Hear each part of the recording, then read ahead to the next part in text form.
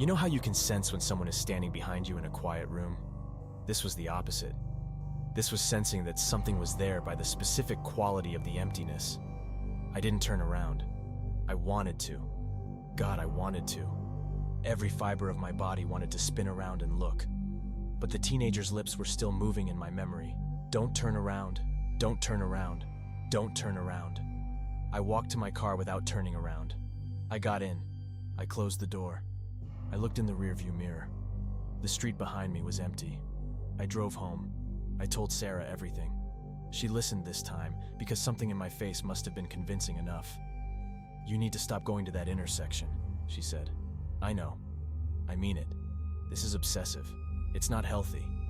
I know. Promise me." I promise. I didn't keep the promise. Wednesday morning, I was back. There were 7 of them now. 7 people, walking backwards down 5th Street. Different ages, different clothes, different lives. All united by that same expression of frozen terror and those same impossibly smooth backward steps. I stood on the sidewalk and watched them pass. I counted them. I looked at their faces, and I noticed something new. They were all looking at the same point, not the same direction, the same point. Their eyes converged on a single spot in the air, somewhere above and behind the last person in the line.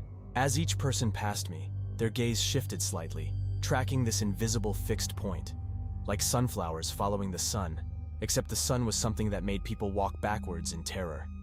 I tried to triangulate. I tried to figure out where they were all looking. I walked across the street. I stood on a bench.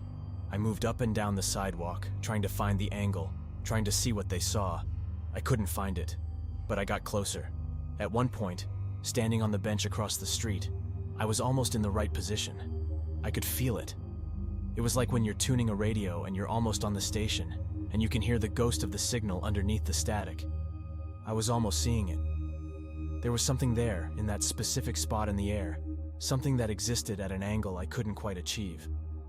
I leaned further, and then one of the backwards walkers, the blonde woman, looked directly at me. Not through me, at me, and she shook her head. Just once. Just a tiny shake. No. I got down from the bench. Thursday, I stayed home. I called in sick again. I sat in the kitchen and stared at the wall and tried to understand what was happening. Sarah found me there at noon. She sat across from me and took my hands. "Marcus, I'm worried about you." "I know. You haven't eaten. You haven't slept properly in days." "I know. Please talk to someone. A professional. Sarah, if you stood on that street and saw what I saw, you wouldn't need a professional. You'd need answers." She squeezed my hands.